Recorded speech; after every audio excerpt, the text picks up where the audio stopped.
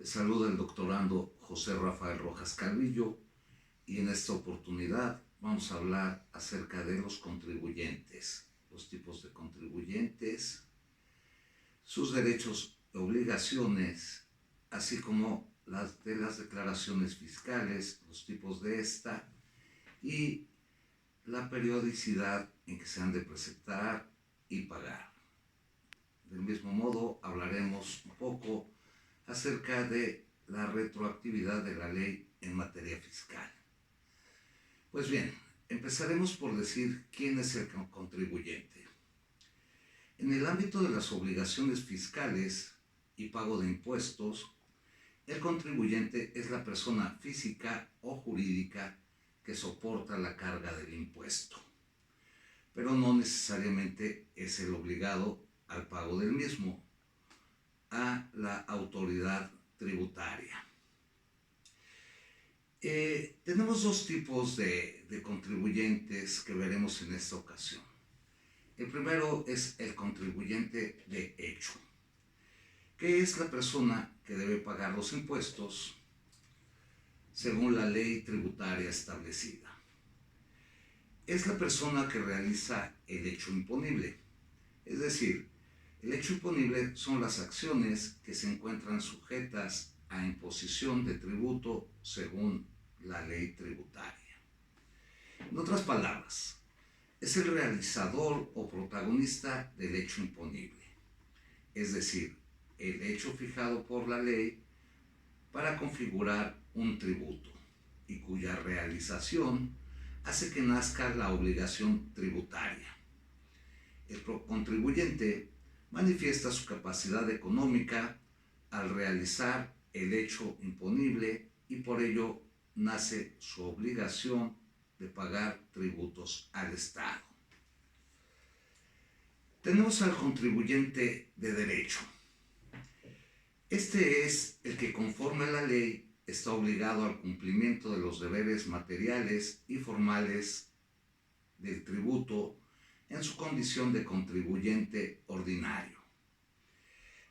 Este es el deudor del tributo al sujeto activo, es decir, a la autoridad hacendaria, que se causa con cada venta o prestación de servicio grabado. Entre las diferencias de estos dos tipos de contribuyentes, encontramos que el contribuyente de hecho, es la persona física o jurídica llamada a soportar la carga del impuesto, por el ser el titular de la capacidad económica que da lugar al supuesto de sujeción al tributo. Es quien debe cumplir las obligaciones legales y soportar la carga económica del mismo impuesto.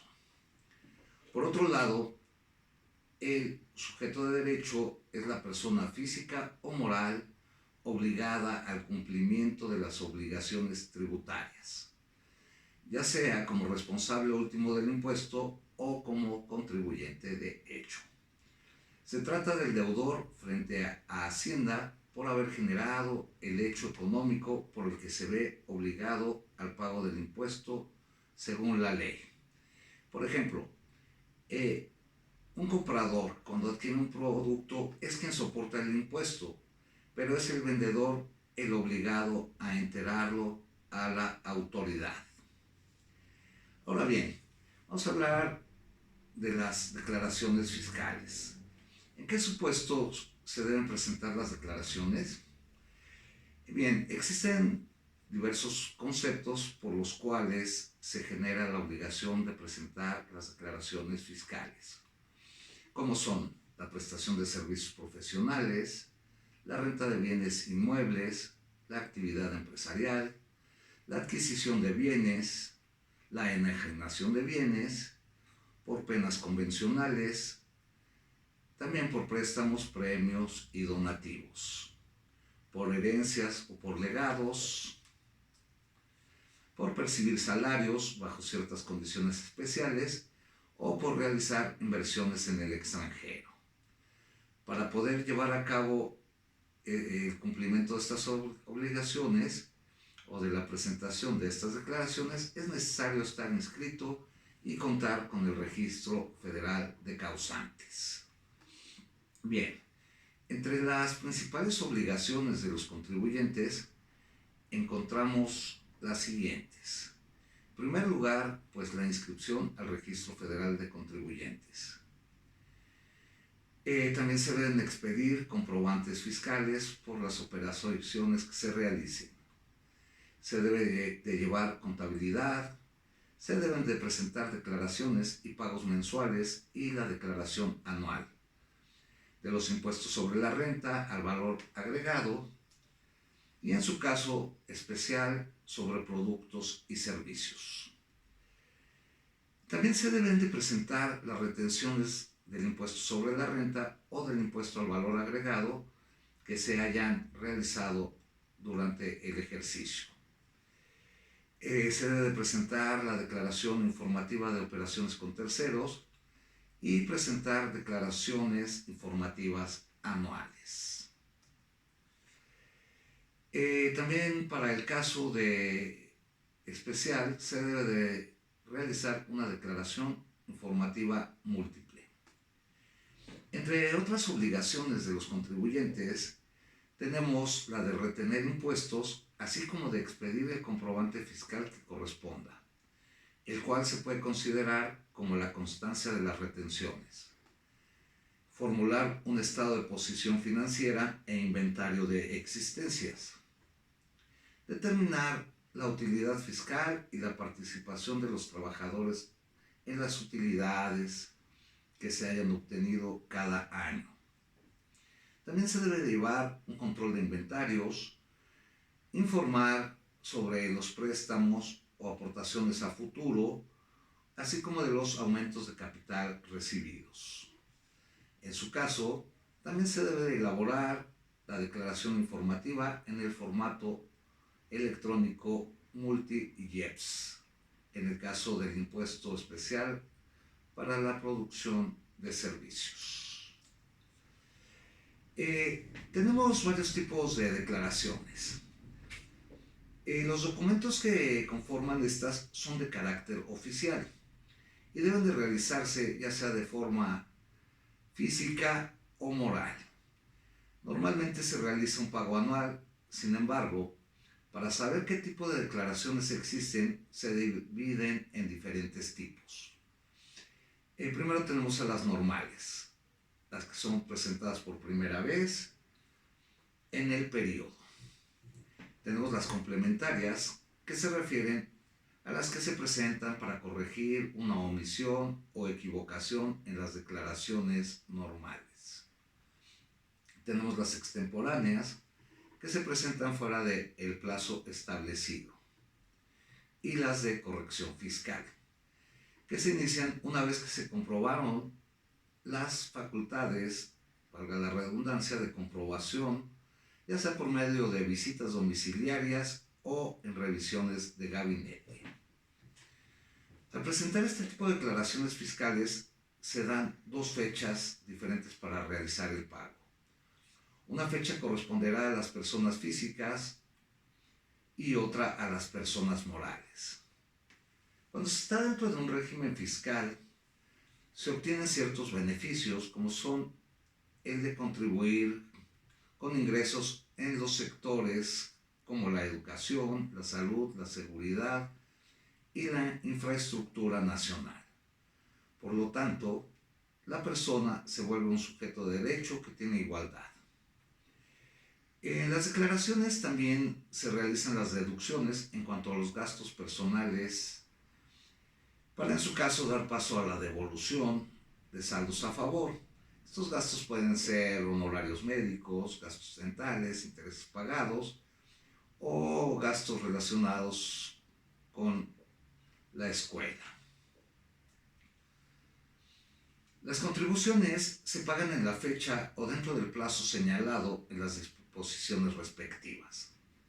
A falta de disposición expresa, el pago deberá hacerse mediante declaración que se presentará ante las oficinas autorizadas dentro del plazo que a continuación menciono. Primero, Si la contribución se calcula por periodos establecidos en ley y en los casos de retención o de recaudación de contribuciones, los contribuyentes, retenedores o las personas a quienes las leyes impongan la obligación de recaudarlas, las integrarán a más tardar el día 17 del mes de calendario inmediato posterior a determinación del periodo de la retención o de la recaudación. En segundo, en cualquier otro caso, dentro de los 5 días siguientes al momento de la causación. Bien, el plazo para que las personas morales presenten su declaración anual del ejercicio fiscal anterior es, en el caso de México, el día 31 de marzo del año de que se trate, mientras que para las personas físicas será el día 30 de abril, también del año del ejercicio que corresponda. Bien, ahora hablaremos un poco acerca de los derechos de los contribuyentes, los cuales serán enunciados en un orden aleatorio. Tenemos derecho a obtener la devolución de saldos a nuestro favor. Tenemos el derecho de que la autoridad nos dé información y nos asista con respecto al cumplimiento de nuestras obligaciones tributarias, a ser tratados con respeto y consideración, a conocer el estado de los procedimientos que deriven de la actuación de la autoridad, a conocer la identidad de las autoridades fiscales, a ser oído durante el trámite administrativo que corresponda. Tenemos el derecho a corregir nuestra situación fiscal, a señalar un domicilio para recibir notificaciones y a ser informados del inicio del ejercicio de la facultad de comprobación por parte de la autoridad. Tenemos el derecho a obtener certificación y copias de las declaraciones presentadas, a que las actuaciones sean lo menos onerosas posible, a ofrecer pruebas y rendir alegatos, a no entregar los documentos y a que nuestra documentación e información tengan el carácter de datos reservados, ya sean informes o antecedentes. Pues bien, ahora vamos a hablar de la aplicación retroactiva de la ley en materia fiscal. La regla general en materia tributaria enuncia que en principio no hay obligación de aplicar la ley de manera retroactiva en beneficio del causante. Sin embargo, acorde a pronunciamientos emitidos por la Suprema Corte de Justicia de la Nación, pueden existir excepciones cuando se utilizan criterios propios del derecho penal respecto a multas fiscales. Por ejemplo, aunado a lo anterior, la primera sala de la Suprema Corte advierte otro supuesto que configura una excepción a dicha regla, y este consiste en la existencia de circunstancias en las que de no realizar una aplicación retroactiva en beneficio del sujeto, se mantendría una situación jurídica contraria al orden constitucional.